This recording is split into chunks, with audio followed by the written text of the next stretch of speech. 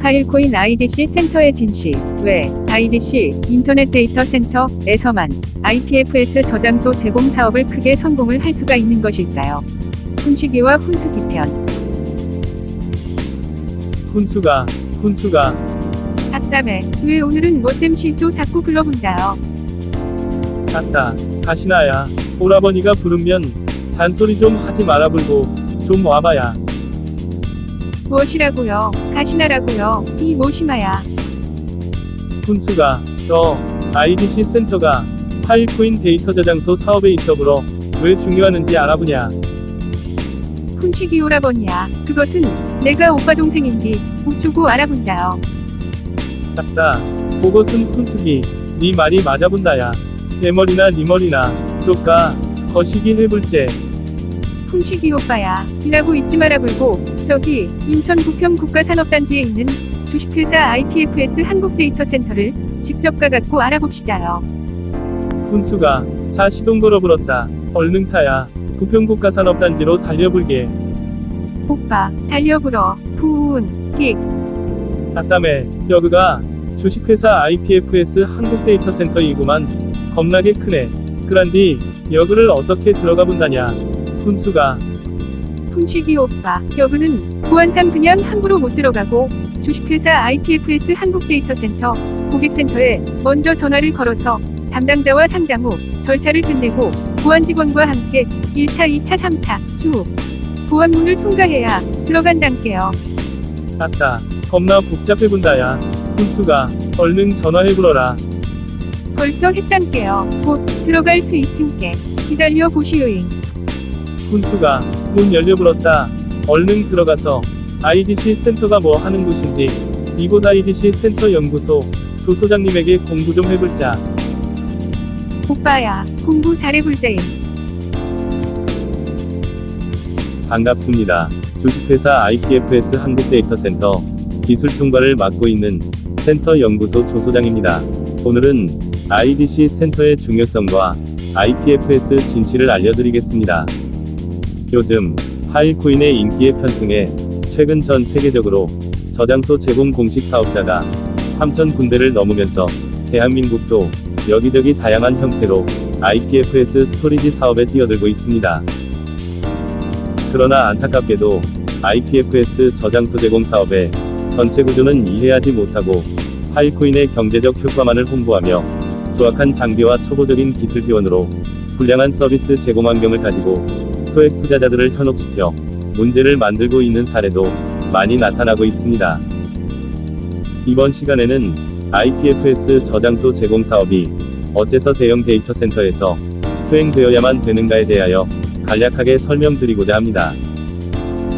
모쪼록 IPFS 한국 데이터 센터와 같은 잘 준비된 데이터 센터와 함께 하시고 파일코인은 소규모 채굴이 가능하다는 식의 어설픈 사업자들의 말에 현혹되어서 여러분의 소중한 투자금을 회수 못하게 되는 상황을 맞이하지 마시기를 바랍니다. 애초에 IPFS 아버지 후안 베넷이 2014년 인터플래너테리 파일 시스템이라는 개념을 창시할 당시부터 기존의 비트토런트 같은 개인의 PC, 하드디스크를 사용하는 고장되지 않는 저장소, 노그란티드 스토리지를 사용하는 분산 처리 방식의 스토리지의 한계를 절감하고 완전히 안정적이며 사업자들의 대량 투자가 필요한 초고성능, 초고효율, 초안정성 저장소 구성을 준비하려 하였고, 이를 위해 2017년 파일코인을 발행하여 이러한 고퀄리티의 저장소를 구성하는데 필요한 재원을 만들어 경제 생태계를 구성하게 된 것입니다. 파일코인은 IPFS 저장소 제공 사업자들의 수익의 매개체이면서 동시에 전 세계의 수많은 IPFS 저장소 공간을 안전하게 제공하게 만드는 든든한 담보이기도 한 것입니다. 프로토콜 랩스사는 저장소 제공 사업자들에게 파일코인을 담보로 제공받아 무분별하고 불안정한 시스템 구축과 운영을 맡고 있습니다. IPFS 저장소를 준비하고 데이터를 담을 저장 공간을 구성하는 작업을 실링이라고 합니다. 고객의 소중한 데이터를 안전하게 저장하기 위한 첫 번째 작업이 암호화인 인크립션입니다.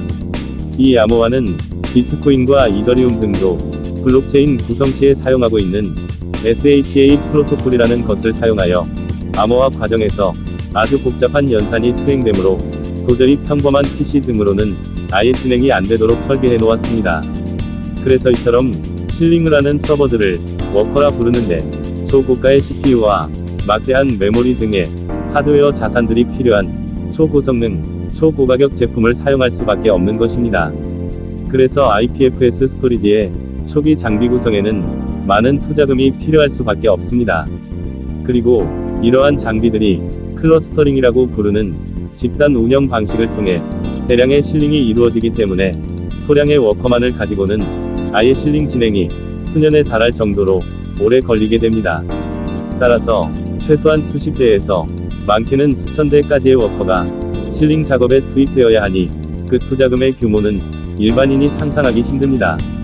그리고 실링한 저장소는 섹터라 부르며 대용량 하드디스크에 저장하게 되는데 이때 프로토콜 랩스에서는 시공간 증명, 타임 스페이스 프로브이라는 기상천외한 방법으로 안전한 저장소인지 제대로 된 네트워크망을 가지고 있는지 24시간마다 매우 엄격하게 확인을 합니다.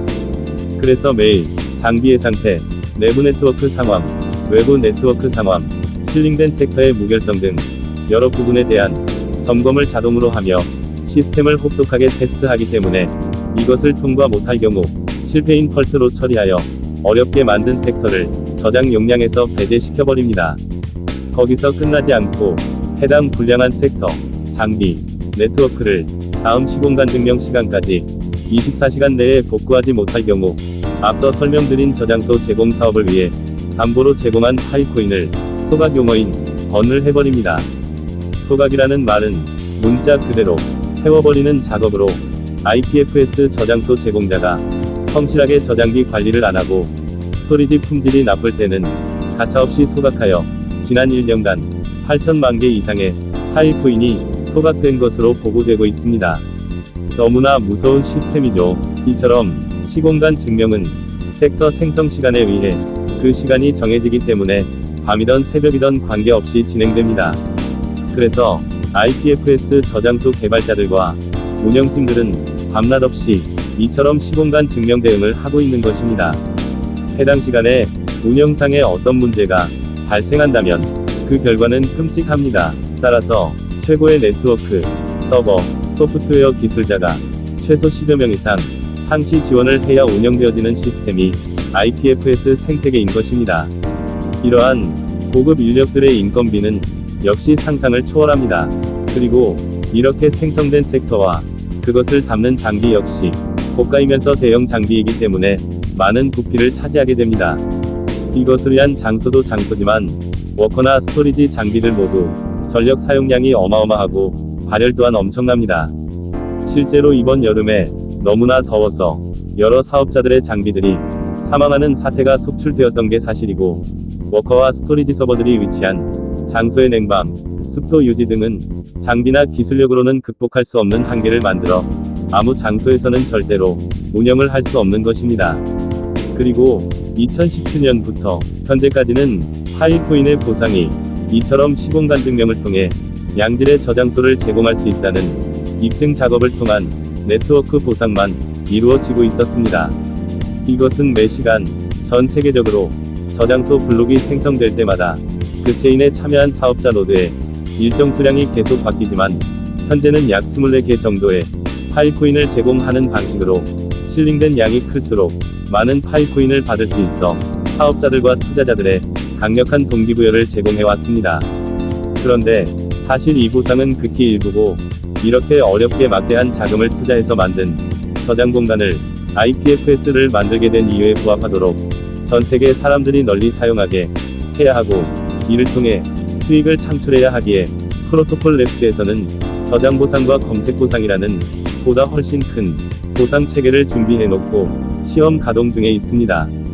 저장 보상은 사용자들이 자신의 데이터를 사업자의 IPFS 저장소에 저장할 때 제공하는 보상으로 사용자는 마켓이라는 저장소 구매 공간에서 전 세계 IPFS 저장소들을 검색하여 해당 저장 공간에 표기되어 있는 양질의 저장소인지 평가 리퓨테이션 점수를 보고 선택하여 구매할 수 있고, 저장이 완료되면 보상을 저장소 제공자에게 주는 형태로 경제 모델을 만들어 놓고 있습니다. 따라서 준비된 IPFS 저장소의 안정성과 제공되는 인터넷 접속 회선 품질들이 평가의 기준이 되기 때문에 잘 준비된 데이터 센터 환경과 고용량 인터넷 회선 등은 높은 점수를 받아 고수익을 내는데 필수적 요소라 할 수 있습니다. 검색 보상은 이렇게 저장해 놓은 고객 데이터를 프로토콜랩사에서 제공하는 검색 시스템을 통해 다운받거나 스트리밍 받게 될 때 해당 데이터를 제공한 IPFS 스토리지 사업자에게 보상해 주는 보상으로 가장 큰 보상이 될 것으로 기대하고 있습니다. 검색을 통해 고객에게 쾌적하게 데이터를 전송하려면 대용량의 인터넷 회선이 필수적입니다. 최소 10G의 네트워크가 필요한데, 이러한 고속 회선은 최소 수천만 원의 월 사용료를 내야만 하고, 또한 데이터 센터와 같은 인증된 환경에만 설치가 가능하기 때문에 상고나 공장 같은 환경에는 통신 사업자들이 절대로 설치를 안 해줍니다. 열악한 환경에서는 서비스가 불가능합니다.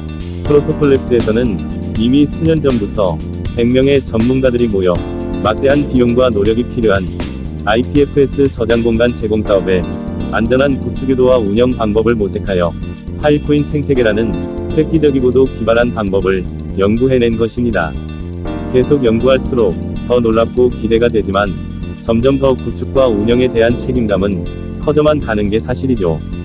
다시 정리하자면, IPFS 저장소를 만들려면 막대한 장비 투자와 그 장비를 구축하고 운영할 고급 인력과 장비를 유지할 항온 항습 환경에 쾌적한 공간, 그리고 IPFS 저장소가 구축된 후 제공해야 하는 검색 서비스를 감당할 수 있는 대용량 인터넷 회선이 필요합니다.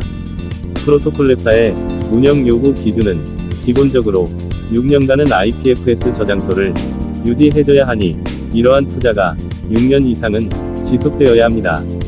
거기에 너무나 빨리 바뀌고 높은 기술력을 요하는 시스템에 맞춰 지속적인 기술 개발을 해야 하는 것은 필수고요. 이런 모든 요소들을 만족시키면서 사업할 수 있는 환경, 그게 필요한 것입니다. 그럼 이제 이런 어려운 고난이도 사업은 어디에서 시작하고 확대해야 할지 이해하셨죠? 대형 데이터 센터 이외에는 대안이 없다는 것을요. 감사합니다. 지금까지 주식회사 IPFS 한국데이터센터였습니다. 궁금한 점은 본사 고객센터로 문의 주시기 바랍니다.